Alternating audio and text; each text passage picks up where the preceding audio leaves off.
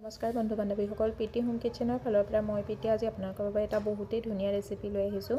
ৰেচিপিটো আপোনাৰ ঘেঁহু আটা দি বনাব পাৰে। এই ৰেচিপিটো আপুনি সৰু ল'ৰা ছোৱালী টিফিনতো দিব পাৰে, লাঞ্চ বক্সতো দিব পাৰে। আৰু মই এই ৰেচিপিটো কেনেকৈ বনালোঁ কম সময়তে, তাৰ কাৰণে ভিডিঅ'টো শেষলৈকে চাওকচোন। এই বেহতৰীন ৰেচিপিটো বনাবৰ কাৰণে মই কফি কাপেৰে 1 কাপ ঘেঁহু আটা লৈ লৈছোঁ। তাত আধা কাপ মই চুজি এড কৰিছোঁ। চুজিটো মিহি চাইজৰ চুজি হয়। তাত নিমখ সোৱাদ অনুসৰি এড কৰি দিছোঁ। অকণমান গৰম মছলা এড কৰিছোঁ, অকণমান চাট মছলাও এড কৰিছোঁ আৰু আধা চামুচ লাল মিৰ্চ পাউডাৰ এড কৰি দিছোঁ। গোটেই মছলাখিনি এড কৰি পেলাই মই আটাখিনি অলপ সানি ল'ম। মানে ভালদৰে এইখিনি গোটেইখিনি মিহলি কৰি ল'ম। তাৰপিছত মই ইয়াত অলপকৈ পানী এড কৰিম আৰু পানী এড কৰি পেলাই এটা চফ্ট, যেনেকৈ আমি ৰুটিৰ কাৰণে আটা লগাওঁ তেনেকৈ মই আটাখিনি মাৰি ল'ম। এইখিনি পুৰিৰ কাৰণে যেনেকৈ লগাওঁ তেনেকৈ নহয়, আটাৰ কাৰণে ৰুটিৰ কাৰণে আমি যোনটো আটা লগাওঁ তেনেকৈ। এয়া চাওক মই কেনেকৈ কোমলকৈ মাৰি লৈছোঁ আটাখিনি। আপোনালোকেও কোমলকৈ মাৰিব, বহুত বেছি টাইট হ'ব নালাগে এইটো, আৰু একেবাৰে বহুত বেছি কোমলো হ'ব নালাগে। আনফালে এয়া মই 2টা আলু বইল কৰি লৈছিলোঁ। আলুকেইটা মই এনেকৈ মেছ কৰি ল'ম, আপোনালোকে কদ্দুকছ কৰিও ল'ব পাৰে।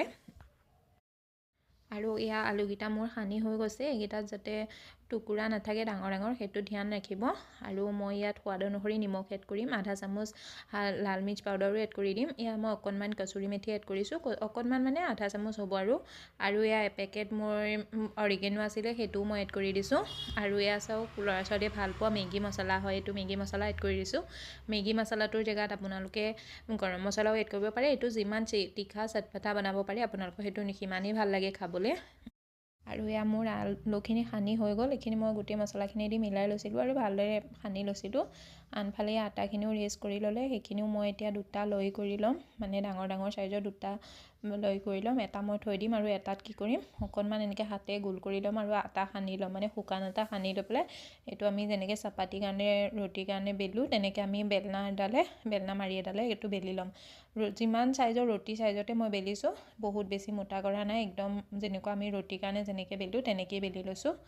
এয়া চাওক মই দেখাই দিছোঁ। ৰুটিটো বেলি হোৱাৰ পিছত মই ইয়াত এড কৰিম টমাটৰ কেচাপ। আপুনি টমাটৰ কেচাপৰ জেগাত যদি আপোনাৰ তাত গ্ৰীণ চাটনি আছে, গ্ৰীণ চাটনিও এড কৰিব পাৰে, বা যিকোনো চেজৱান চাটনি যি ভাল পায় আপুনি, আপোনাৰ ল'ৰা ছোৱালীয়ে ভাল পায় সেইখিনি এড কৰিব। মই টমাটৰ কেচাপেই এড কৰিছোঁ, কাৰণ মোৰ ল'ৰাটোৱে চাটনিটো ভাল নাপায় ইমান বেছিকৈ। আৰু মই ইয়াত যোনখিনি আলু মছলা আছিলে বনাই থৈছিলোঁ, সেই মছলাখিনিও এড কৰিম, গোটেইটোতে ফেলাই দিম ভালদৰে।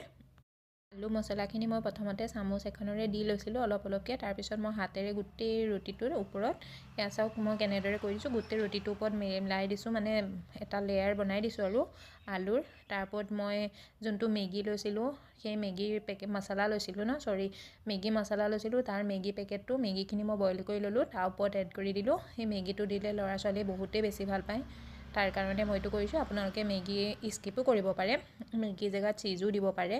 আৰু এতিয়া মই এইখিনি মেগীখিনিও মই তেনেকৈয়ে দি ল'লোঁ আলুখিনিৰ ওপৰত, আৰু এইটো মই এটা লিফাফাৰ দৰে এতিয়া বন্ধ কৰি ল'ম।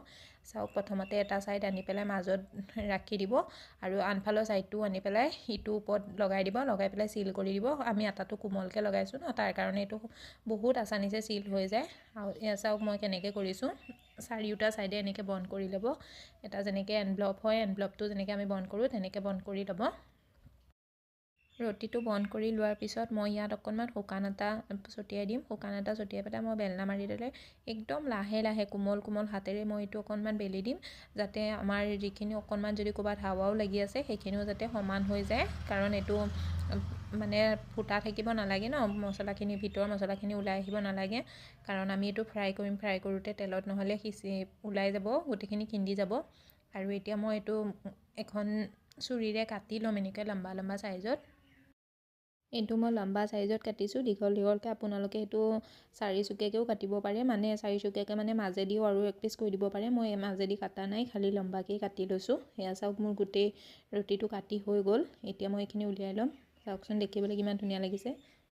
আপুনি যেতিয়া আপোনাৰ সন্তানক এই ৰেচিপিটো বনাই পেলাই খুৱাব ন, তেওঁলোকে কেতিয়াও বাহিৰৰ চিঙৰা কচৰি খাবৰ কাৰণে জেদ নকৰে, ইমানেই ধুনীয়া হয় এই ৰেচিপিটো। আৰু এইটো মোৰ কাটি হোৱাৰ পিছত যিখিনি আটা আছিলে সেইখিনি মই ছাইড কৰিয়ে থৈ দিছোঁ, সেইখিনি মই পিছত কামত লগাই ল'ম। আনফালে এটা ডাঙৰ চাইজৰ বাচন লৈ লৈছোঁ। বাচনটোত মই 4 চামুচ ঘেঁহু আটাই লৈ লৈছোঁ। তাত 1 চুটকি নিমখ এড কৰি দিছোঁ আৰু 1 চামুচ, সৰু চামুচ এখনেৰে 1 চামুচ মই বগা তিলটো এড কৰিছোঁ। যদি বগা তিল নাথাকে আপুনি ক'লা তিলটো অকণমান ধুই পেলাই ডলা এখনত বা চালনী এখনত অকণমান ঘঁহি দিলে বগা হৈ যাব। আৰু ইয়াত মই পানী এড কৰি পেলাই এইটো একদম পাতলা চাই এটা বেটাৰ বনাই ল'ম। ইয়াৰ থিকনেছটো চাওক এনেকুৱা হ'ব লাগে, এইটো পাৰফেক্ট হয়। আৰু মই ইয়াত এড কৰা তিলটো আপোনালোকে স্কিপো কৰিব পাৰে, তিলটো ইমান জৰুৰী নহয়।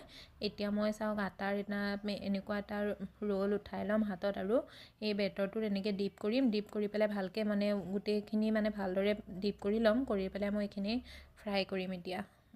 আৰু এটা কথা ধ্যান ৰাখিব, এই ৰোলটো ডিপ কৰি পেলাই মানে আটাৰ যোনটো বেটাৰ হয় বেটাৰটো ডিপ কৰি পেলাই লগতে ফ্ৰাই কৰিব লাগে। মই আপোনালোকক ভিডিঅ'ত দেখাবৰ কাৰণে ডিপ কৰি পেলাই থৈ দিছিলোঁ, কিন্তু থৈ দিব নালাগে আচলতে, এইটো লগতে তেলত দি দিব লাগে। এয়া চাওক মই তেলত দি দিলোঁ। তেলখিনি মই ভালদৰে গৰম কৰি লৈছিলোঁ, পূৰা ধুনীয়াকৈ গৰম কৰি লৈছিলোঁ। এতিয়া ল' টু মিডিয়াম ফ্লেমত মই এইখিনি 3-4 মিনিটৰ কাৰণে ফ্ৰাই কৰিম। 1 মিনিটমান হোৱাৰ পিছত মই এইটো উল্টা কৰি দিম আৰু এইটো চাৰিও চাইডে একদম উল্টা পুল্টাকৈ ভালদৰে ফ্ৰাই কৰিব, তেতিয়াহে খাবলৈ বেছি টেষ্টি হ'ব। আৰু এয়া চাওক এইটো ফ্ৰাই কৰা মোৰ 3 মিনিট হৈ গ'ল। 3 মিনিটত ইয়াৰ কালাৰটো হালকাচা কালাৰ আহিছে, কিন্তু মই এইটো অকণমান আৰু ডাৰ্ক কালাৰ কৰিম, তাৰ কাৰণে মই আৰু 1 মিনিটমান এইটো ফ্ৰাই কৰিম। টোটেল 4 মিনিটত মোৰ এইটো হৈ গৈছে। এইটো মই এতিয়া প্ৰথমবাৰতো উলিয়াই ল'ম, এনেকৈ এখন প্লেটত উলিয়াই দিম। তাৰপিছত মই যোনখিনি এক্সট্ৰা আছে সেইখিনিও এনেকৈ চেম প্ৰচেছতে কোটিং কৰিম। প্ৰথমতে আটা বেটাৰটোত কোটিং কৰিম, তাৰপিছত মই গৰমা গৰম তেলত ফ্ৰাই কৰিম। এইটো ফ্ৰাই কৰিবৰ কাৰণে 4 মিনিট সময় লাগে। 4 মিনিটৰ প্ৰথম 2 মিনিট সময় একদম ল' ফ্লেমত এইটো ফ্ৰাই কৰিব, নহ'লে কি ওপৰটো সিজি যাব আৰু ভিতৰটো নিসিজিব। আৰু পিছৰ 2 মিনিটত আপুনি এইটো ল' টু মিডিয়াম ফ্লেমত ফ্ৰাই কৰি ল'ব। আৰু ইয়াৰ চাওক মোৰ গোটেই নাস্তাখিনি বনাই হৈ গ'ল। এতিয়া মই এইটো ছাৰ্ভ কৰিম।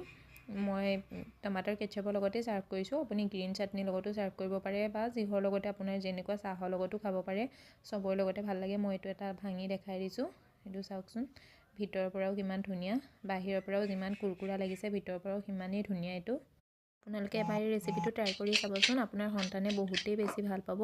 আৰু মোৰ এই ভিডিঅ'টো কেনেকুৱা লাগিছে, যদি ভাল লাগিছে লাইক কৰি দিব, শ্বেয়াৰ কৰি দিব আৰু চেনেলটো ছাবস্ক্ৰাইব কৰি ল'ব।